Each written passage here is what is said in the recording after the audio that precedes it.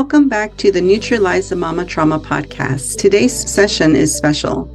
I'm Wendy Lopez, and you're about to dive into one of our exclusive training sessions previously aired on Facebook Lives. These trainings are treasure troves of awareness, education, and knowledge drawn from deep experience. Whether you're on a healing journey or seeking empowerment against trauma, you're in the right place. Let's equip ourselves with tools and insights to transform. Ready? Let's dive in. Welcome to Sovereign Soul Sessions weekly show, How Betrayal Affects Your Closest Connections. So, welcome today. Have you ever felt like that invisible wall, the one that seems to rise between you and someone you're trying to be close with?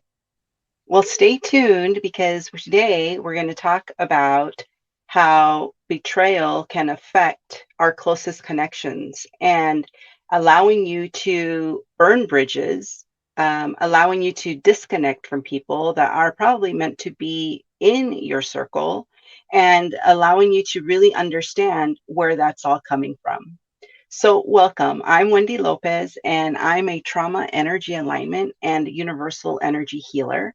I guide women and help women out of toxic post relationships into a thriving relationship with themselves and allowing them to go from distrust to trust, from trauma to connection, allowing them to feel from their present pain into their present power, and executing them into a new terrain of being dating ready and also attracting their healthy relationship partner. So, as I mentioned earlier today, we're going to speak about how betrayal affects your closest connections. Also, too, hashtag replay or put hashtag live to see who is on here live and who is on here watching the replay. Kind of gives me a guesstimate time of when people are jumping on. Also, allow yourself the grace to be present for the next couple minutes to really intake what you need to take from this, and also share this video of maybe someone else that might be going through betrayal, post betrayal, and can't get over it.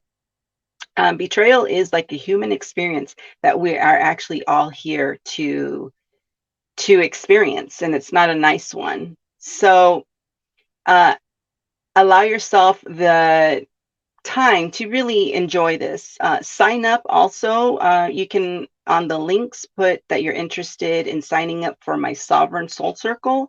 This is where we learn the art of the divine feminine. The link will be below. If you have ever felt invisible as a mom or in a relationship, type yes and let me know, or no, or maybe you haven't. So if you typed yes, the answer to that for me is me too. So betrayal and trust, whether it is a relationship, a friend, or a family member, it can deeply scar our ability to trust. And with that said, um, it also affects our ability to be intimate because intimacy thrives on trust. So if somewhere we have disconnected ourselves from trust, then we have actually disconnected ourselves to be able to become intimate. So I want to share a story on how that affected me. And it's a story when I was, I'm going to say 4, 5 years old. No, actually, no, I was 7 years old because I was 7 and 8, anywhere between fourth grade. I forget the ages of fourth grade. So maybe it's around 8 to 10, no, eight to 9. Well, the point is, I had a blue purse, and in this blue purse, my dad gave it to me, but I would take it to school and I just loved it. It was like this cute little purse, and I can put like whatever stuff that I needed. Obviously, you don't need that much stuff when you're a little kid. So I would put like my little cutesy stuff in there, and I just adored it. It had like rainbows on there. It had like clouds on there. It was just really, really cute. I lost it. And I had a best friend, her name was Sandra at the time, and she would go with me to the um, principal's office. And going to the principal's office, I would ask, the lost and found person and say, hey, have you guys turned in any purse? Has anybody turned in a purse? Has anybody found a purse? And they said no. Well, Sandra came with me for the next 4 days. So this was Tuesday. On Friday, she would come. And so she would come Tuesday, Wednesday, Thursday, and Friday. So the answer was always no. No one has turned in a purse. A weekend later, Sandra invited me to come into her house and to play like we normally did. And I happened to go into a closet, and in her closet, I found and saw my purse. I was so disheartened by the fact that she had my purse, and at that age, I couldn't comprehend how she could come with me every day to the attendance office, ask for my purse, look concerned, and all this time she had my purse. So I could not get over that fact. I immediately took my purse, I went home, and I completely did found no interest in maintaining or even like mending that relationship. So I've got my purse back, and that, I want to share how we can be affected by what happens in our childhood. And so what stemmed from that was when I was in high school, actually junior high. When I got older, when I was in junior high school, I had the inability to, create more trust with friends. And that all translates to, where have you experienced some type of distrust? Now, mine was a childhood with a childhood friend. You can ask yourself, has it been with an authority leader? Has it been with an authority as far as parents? Has it been sisters, brothers? Uh, it comes from somewhere. So, what I want to let you guys know is that each one of us at some point in our life, we've trusted someone with our deepest secrets and our hopes and our fears and our dreams. And the pain of betrayal is universal. It's a shared human experience. So the intimacy of a best friend, the sanctity of the bonds that we build, the bond that we share, we like cherish, it has the ability to break enough where we can feel that loss. We can feel that this is, a very an unbearable place of being, that it actually disempowers you. And so the whole point is for us to be empowered after some form of betrayal. And so, how do we do this? Well, this is what I do. This is what I help my clients build genuine connection, one, with themselves first, and also reclaiming the ability to trust wholeheartedly in themselves, because from ourselves, then we can cultivate those type of relationships. But if we have like shadows lurking from betrayal, and if we have those experiencing, like, it's kind of like, that character in Snoopy, it's Linus. He carries that that dark cloud. Well, we carry too that dark cloud of betrayal. We carry that, you know, uh, distrust and the inability to create joy and connection in our friendships. So I want to share with you how that affected me when I went into junior high and high school, because of the fact that I had this situation happen in, you know, what, fourth grade, third grade, fourth grade. It created this aspect where I couldn't allow myself to become close to more than one just best friend. And so what that happened was that created me to have like a small circle, right? And so allowing that small circle to be there, I can really only have like one best friend at a time. And the reason for that is because if I had more close friends, that meant that I was going to be uh, vulnerable to more um, backstabbing, right? Um, Vulnerable to someone being untrustworthy. And if I suffered with it with one person, my psyche was of I can't expose myself to have more than one best friend. I can't have 10 best friends. I can't have a circle of friends because what would that create? That would create a circle of intimacy, right? So if I can't trust, then I can't allow myself to have a circle of friends. So ask yourself, what does your circle look like? Is it small? If it's small, it's because there's that tendency that we're still guarding ourselves. There is absolutely no judgment here, just for the fact that you and I might be teaching here today, but there are still things that I still have to work through. And everything has its own timing. I always tell my clients this, everything has its own timing as far as healing. And there's certain things, certain betrayals that were so profound that we still don't let go because we want to still learn from it. So give yourself the grace to have that moment. And I want to share a verse. And here you go. And so here in this this verse here that we're going to open up the next segment is you can find it in Psalms 41:09, and it says, even my close friend, someone I trusted, one who shared my bread, has lifted up his heel against me. Now let that really sink in, because this is about a Bible verse. And how long ago was the Bible written?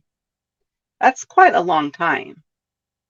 So again, even my close friend, someone I trusted, one who shared my bread, has lifted up his heel against me. That is exactly how I felt. My friend shared my loss of my purse, went with me to the attendance office for 4 days straight and asked to see if someone had turned in my purse. That was lifting up her heel against me. So if this is a Bible verse, this betrayal means it comes from a very long time ago that we are still learning how to get over this. And for me, the getting over this is I needed to heal. And this leads me to the next family betrayal. How many of you have had family betrayal? What did that feel like? What did that entail for you that has affected your ability to trust in relationships? Think about it, right? How does that affect you to trust um, in a partnership, in a marriage, right? And here we're wanting to heal and find like a healthy partner and have a successful partnership or marriage. And we are carrying with us in our psyche, in our energy, in our own feelings, this betrayal. So we will encounter more of those situations in our relationships, in our dating, in our partnerships. So we really need to focus on how we release, those things if you are desiring to have a healthy relationship. So the family betrayal, I'll share a little story on that. I was about 5 years old when my sisters came from El Salvador, and they were born in El Salvador. I was born here in California, Sunland, California. And when I met them, there was a gap. So by the time I was 5, they were probably, there's a gap between 3 years to 5 years. And that gap created a way of disconnection. And my three sisters that came from El Salvador, they actually had a bond and they didn't want to let me in that bond. So exactly how you see that picture that there's three girls and then that one girl is isolated, that was me. I was isolated because I couldn't get into that circle of sisters. So that said, how can I expect to grow in sisterships, right? How can I expect to grow in sisterships when I had was carrying that? There was no way. And even for me to be speaking about this, I have healed so many aspects about it because I cannot get up here, do a workshop, do a training, and speak on something that would still trigger me because my tone would actually be very different. My energy would be very different. And my words, the tone of my words would be very different just for the fact that I would still be carrying those daggers. But that's not the case. So family betrayal can come in many forms. This just happened to come from my closest sisters that we come from the same parents, but yet there was this disconnection because there was jealousy, there was misguidedness. As far as now I can tell you, there was like misguidedness in things that they perceived and things that I perceived, right? So to be fair, I couldn't really understand where they were coming from. I was just judging from their behavior, right? And so judging from family betrayal behavior affects how you're going to embrace those people. And I say those people because family betrayal can be something that disconnects you, that you don't have that bond anymore. So I want to share about ways, tips, how you can bring in some closeness, healing, and trust again for yourself, because this is about you. So have self-reflection, open communication with yourself. Ha- um, just like this, this is something that you can seek professional guidance. You can rebuild trust slowly. You can practice vulnerability, forgiveness, commit to change, rediscover each other, stay hopeful and patient, and commit to the journey. And so I went through this really quickly, but self reflection would look like, maybe journaling. Open communication, can look like you finding a way to speak to these people that have hurt you. Seeking professional guidance would look like, going to a holistic professional like myself. You would go to a professional therapist, a professional psychologist, whatever calls to you, but some type of guidance that way. Rebuilding trust slowly, that can look like, trust is a muscle. It needs to be exercised and built over time. So start with small acts to demonstrate trustworthiness, but I want you to do it first with yourself. Practice vulnerability. What does that look like? It's terrifying to open yourself up, right? To after feeling betrayed. But vulnerability can be a powerful tool to reconnect. So it shows your willingness to be seen and to see the other person truly. So that's a beautiful thing. Forgiveness. What does that look like? It's crucial for healing. So this doesn't mean forgetting or excusing hurtful actions, but rather freeing oneself from the burden of resentment. And let me tell you, resentment, hate, and anger comes from not forgiving. And that's the holding the grudge. So the next one, commit to change. What does that look like? If our behaviors contributed to the issue, and like I said in the other with the family betrayal, to be fair, right? You need to be fair. You need to be able to see what part did you play in that. Because remember, things are happening for you, not to you, to learn. So commit to change and allowing yourself to see what part did you play in this. Acknowledge yourself, acknowledge them, and then make positive changes. The other thing, rediscover each other. You can spend quality time together engaging in activities. And remember, I said I was only 8 years old. I had no liking to want to refriend this friend, and that's okay.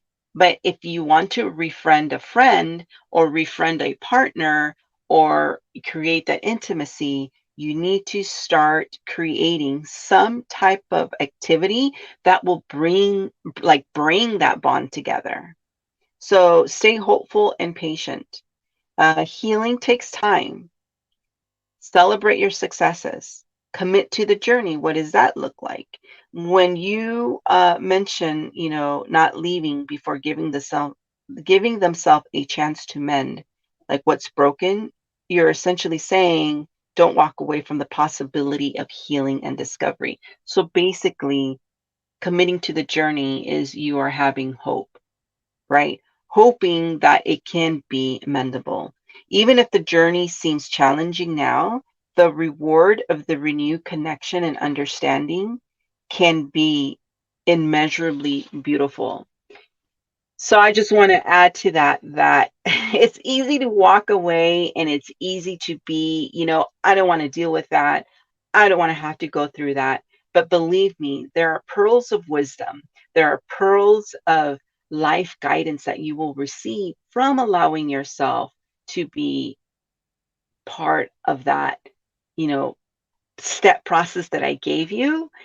It's like a whole circle, right? So if you allow yourself to be a part of that, then you are allowing yourself to practice forgiveness, engaging with the betrayal in a way that's going to bring the positive change in your life. And so, if we are wanting to change the way we bring connection into our life, we need to change the way we bring connection to ourselves. So I invite you again to not press, but to type in more if you want to join, where you're going to gain more of learning the art of the divine feminine in the Sovereign Soul Circle. So just click more or type more and we'll be connected with you in Messenger. I'll directly message you, or you can message me directly, or you can type in more to learn the art of the divine feminine. Have a great weekend. See you on the next one. I will be doing these every Friday. Take care. Thank you for joining this special training session of the Neutralize the Mama Trauma podcast.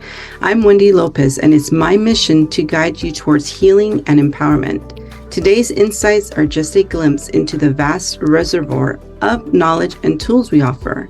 If this session resonated with you, there's so much more to explore in our upcoming episodes and trainings. Stay connected, share your insights, hit the subscribe button, and let's continue this transformative journey together. Until next time, keep embracing your strength and seeking deeper understanding.